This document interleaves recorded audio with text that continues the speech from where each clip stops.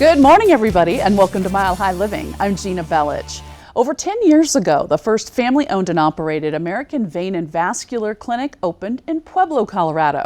And since then, they have opened 7 additional facilities in our state that are a world-class network of vein and arterial diagnosis and treatment centers helping those in need. Founder Dr. Gordon Gibbs is here with us today. And Dr. Gibbs, it's always nice to have you here. Good morning. Thank you. Let's really just start off by talking about how you guys got started. Sure. Well, it was a little bit more than a decade ago now. We recognized that there was a tremendous need for outpatient centers that focus specifically on treating people with vein and vascular problems.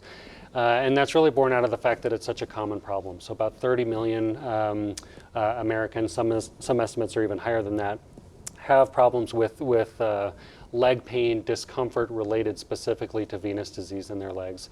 And so we recognized that treatments had advanced quite a bit from the historical norms of vein stripping. And if you can apply a really good solution to a really common problem, we thought that there was going to be a need for that. Now, you mentioned a few of what I think are symptoms, obviously, but what really brings people into you? What are they experiencing usually? So a vast majority of people that we see in the clinic are having some sort of problems with their legs.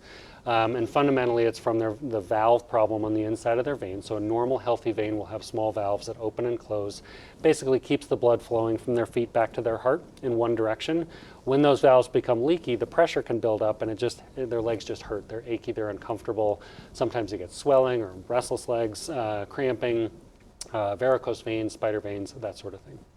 What kind of testing then do you put them through in terms of an exam to see if they have venous disease? Sure, you can sometimes look and see that yes or no, they have it, kind of a binary thing, but more commonly than not, we use an ultrasound to very specifically evaluate which veins are abnormal, which ones are normal, and try and really target specifically the ones that are problematic in order to give people the best outcome.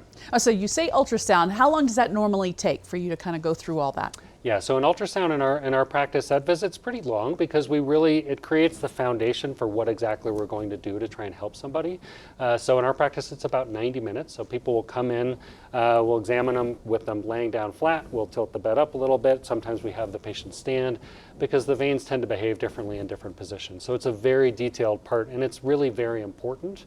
And I think that's one of the things that sets us apart from some other practices out there is the level of detail that goes into that initial evaluation, because every step that we make from there on in creating somebody's treatment plan depends on what we found with that initial visit.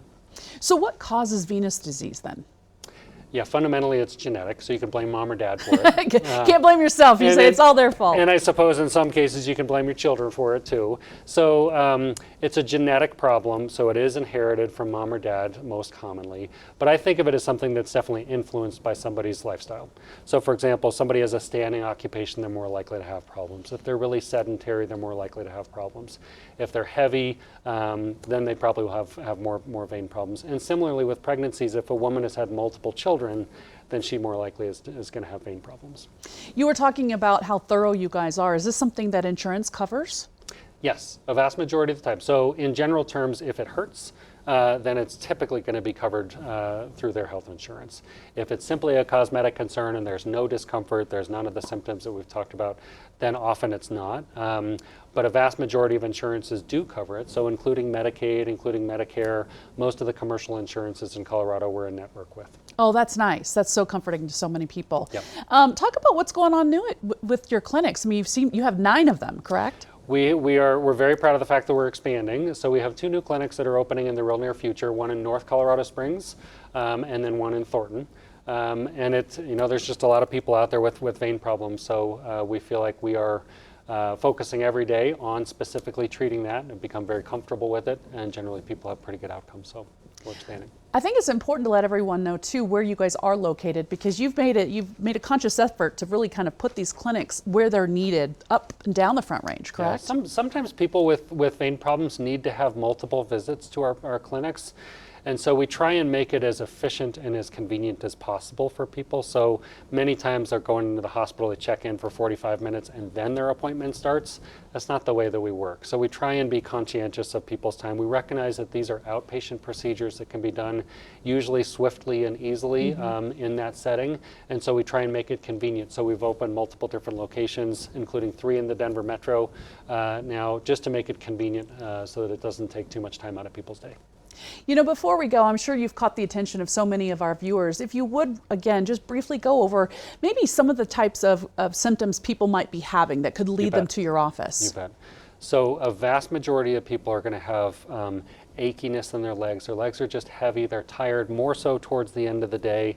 Often they'll have symptoms at night with cramping and restlessness, and where their legs just feel like they're going to move. If they don't move them themselves, sometimes they have to get out of bed. Usually that's going to be within the first hour or two of trying to go to sleep. But the daytime symptoms are really a nuisance as well. And it's just discomfort after you've been on your feet for a long period of time. Makes sense. Less so first thing in the morning. It's usually more of the afternoon, evening kind of symptoms. Yeah.